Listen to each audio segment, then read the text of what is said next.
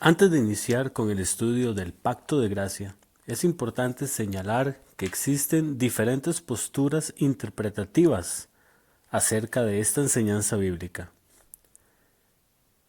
Esta exposición se circunscribe al esquema histórico de Agustín de Hipona con respecto a la doctrina de la salvación.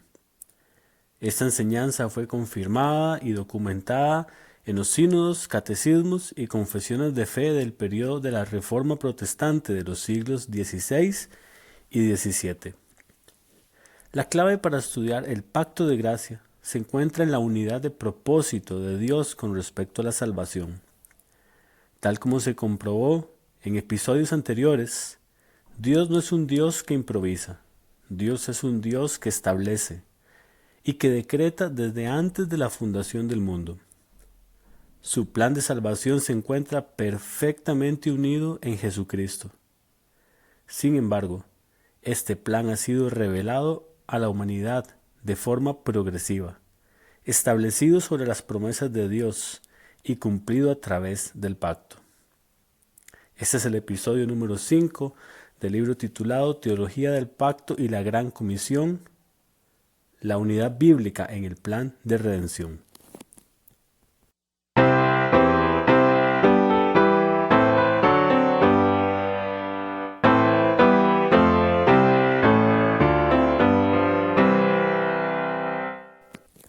R.C. Sproul comenta que una de las principales diferencias entre el pacto de obras y el pacto de gracia es que el primero fue establecido en Dios y sus criaturas no caídas. Una vez que el pacto fue roto y ocurrió la caída, la única esperanza de la humanidad descansaba totalmente en la gracia. El pacto de gracia fue establecido entre Dios y la unidad transgresora, rebelde y caída. El pacto de gracia, lejos de destruir el pacto original, hace posible que se cumpla el pacto de obras. Aunque la doctrina de la justificación por fe y por gracia es la esencia del Evangelio, no debemos olvidar que nuestra salvación finalmente se logra cuando se cumple el pacto de obras. Esto lo consigue el segundo Adán, Cristo mismo, quien con su perfecta obediencia cumplió con los requisitos del pacto de obras. Lo que subraya el pacto de gracia es que Dios acepta la obediencia de Cristo al pacto de obras en nuestro lugar. Él hace por nosotros lo que éramos incapaces de hacer por nuestra cuenta. Dios acepta una obediencia vicaria o sustituta, allí donde nosotros no hemos sido personalmente obedientes.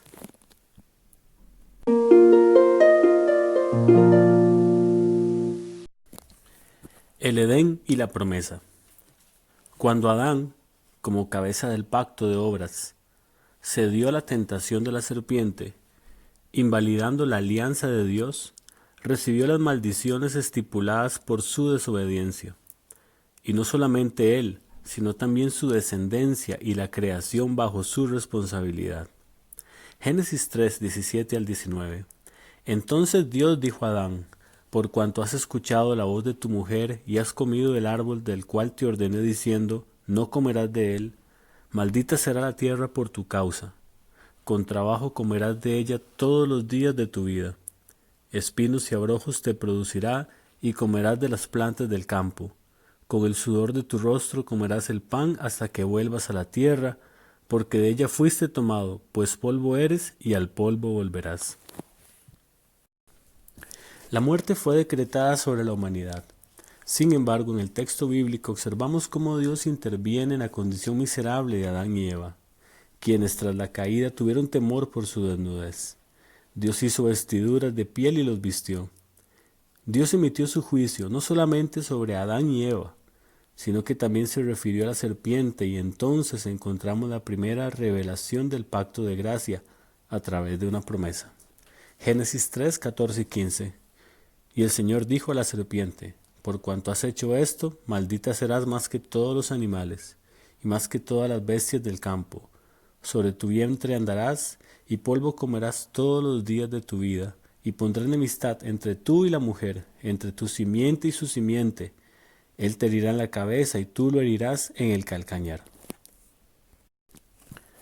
Con respecto a este texto, Juan Calvino comentó: ahora debemos pasar de la serpiente al autor mismo de esta fechoría, y no solo por comparación, pues ciertamente hay una anagogía, o un sentido espiritual, literal. Lo que quiere decir el autor es que se dio una transición intencional de la serpiente al ser espiritual que la utilizó. Para que esto nos quede más claro, vale la pena primero observar que el Señor no habló por el bien de la serpiente, sino por el hombre, para que sintieran mayor temor ante el pecado, al ver cuánto desagradaba a Dios, y para que se consolaran por su miseria, al percibir que Dios todavía les era propicio. Dios decreta una enemistad constante entre la descendencia de la serpiente y la descendencia de la mujer. Esta enemistad es un conflicto donde la simiente de la mujer será herida en el calcañar, y la simiente de la serpiente será mortalmente herida sobre su cabeza. Además, como se hace mención de la perpetuidad de la contienda, así también la victoria es una promesa para la raza humana a lo largo de una sucesión continua de generaciones. Pero dado que la experiencia nos enseña que no todos los hijos de Adán se levantan victoriosos sobre el diablo, necesariamente debemos llegar a una sola cabeza para saber a quién le pertenece la victoria. Entonces Pablo, de la simiente de Abraham, nos lleva hasta Cristo, porque muchos fueron hijos degenerados, y una gran parte fueron adúlteros por infidelidad, de donde se sigue que la unidad del cuerpo fluye desde la cabeza.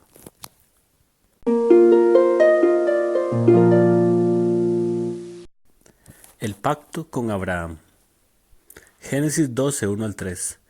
Y el Señor dijo a Abraham: vete de tu tierra, de entre tus parientes y de la casa de tu padre, a la tierra que yo te mostraré. Haré de ti una nación grande, y te bendeciré y engrandeceré tu nombre, y serás bendición. Bendeciré a los que te bendigan, y al que te maldiga maldeciré, y en ti serán benditas todas las familias de la tierra. La revelación progresiva acerca del pacto de gracia ha sido ampliada a través del pacto que Dios hace con Abraham. En un acto soberano y benevolente, Dios de su iniciativa ha prometido una descendencia y una bendición a todas las familias de la tierra a través de aquel que su fe le fue contada por justicia. Génesis 17, 6 al 8. Te haré fecundo en gran manera, y de ti haré naciones, y de ti saldrán reyes. Y estableceré mi pacto contigo y con tu descendencia después de ti por todas sus generaciones, por pacto eterno, de ser Dios tuyo y de toda tu descendencia después de ti. Y te daré a ti y a tu descendencia después de ti la tierra de tus peregrinaciones, toda la tierra de Canaán como posesión perpetua, y yo seré su Dios. Es importante resaltar que en el pacto eterno que Dios establece con Abraham, incluye también a su descendencia por todas sus generaciones. Esta descendencia estará conformada tanto por judíos como por gentiles, puesto que la bendición en Abraham alcanzará a todas las familias de la tierra. El pacto también incluye la posesión de una tierra prometida, debido a que Abraham, por llamado de Dios, había abandonado la suya. Una tierra y una nación eran necesarias para llevar adelante los propósitos del Padre.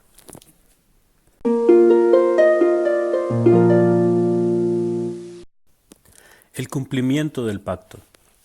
El apóstol Pablo explica cómo Dios ha cumplido el pacto abrahámico por medio de Jesucristo. Gálatas 3:16. Ahora bien, las promesas fueron hechas a Abraham y a su descendencia. No dice y a las descendencias, como refiriéndose a muchas, sino más bien a una, y a tu descendencia, es decir, Cristo. También demuestra cómo en Cristo la bendición prometida ha llegado a todas las naciones. Gálatas 3:27-29. Porque todos los que fuisteis bautizados en Cristo, de Cristo os habéis revestido. No hay judío ni griego, no hay esclavo ni libre, no hay hombre ni mujer, porque todos sois uno en Cristo Jesús, y si sois de Cristo, entonces sois descendencia de Abraham, herederos según la promesa. Es importante explicar que en este esquema teológico acerca del pacto de gracia, No hace distinción en la forma en la que Dios se relaciona con Israel y con la Iglesia.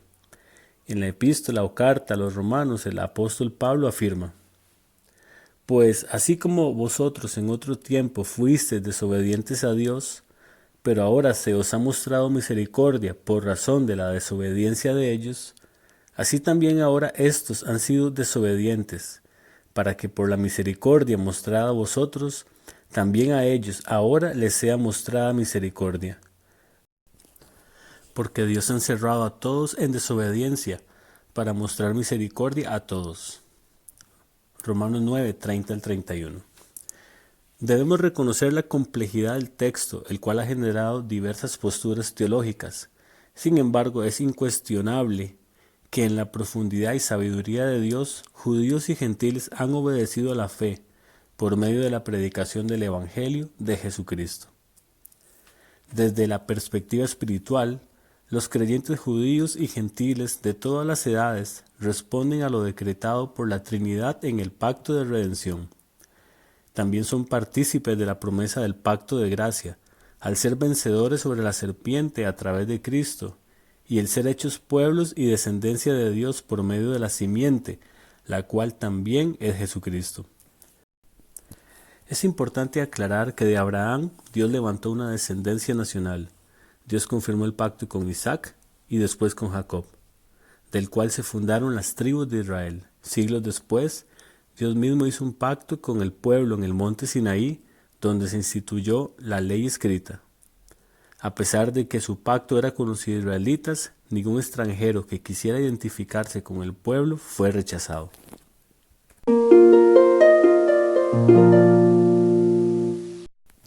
La unidad del pacto. La Confesión de Fe de Westminster de 1646 explica la unidad del pacto de la siguiente manera.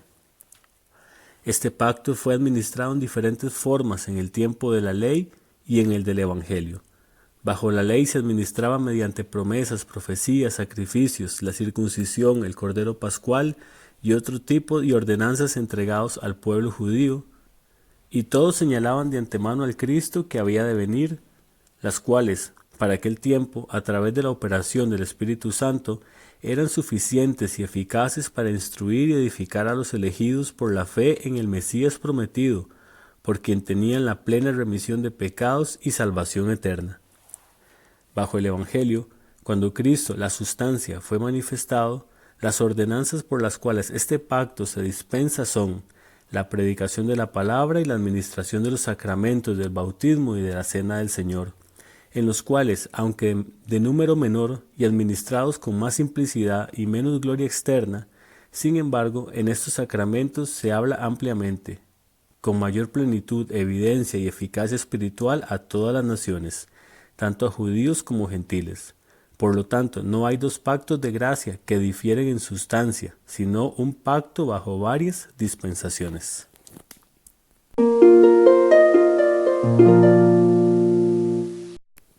Y concluimos este episodio con 3 preguntas para ampliar el estudio.